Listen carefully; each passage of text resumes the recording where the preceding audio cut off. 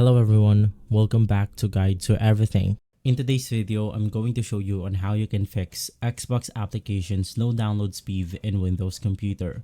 So when you're encountering this problem, you want to make sure that you have closed other downloaders out there like Steam, EA.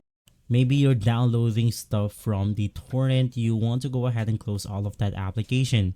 Now to make sure that there are no applications hogging your network bandwidth, you then want to navigate through your task manager.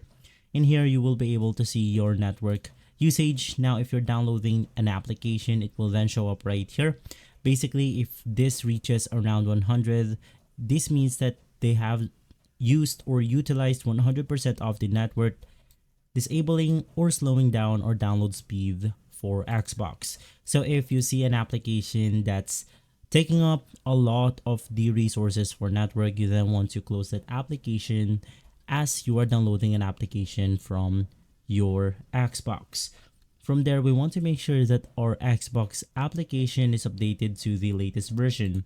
So just go ahead and make sure to navigate through the Microsoft Store and make sure that there are no updates available on the application itself.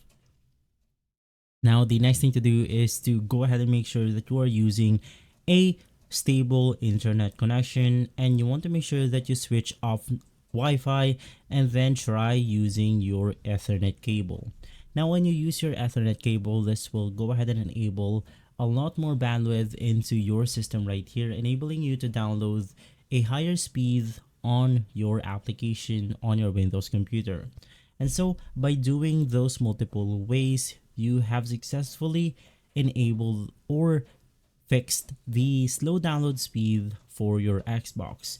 If this video has been helpful, leave a like, subscribe, and follow Guide to Everything for more videos like this. Thanks for watching.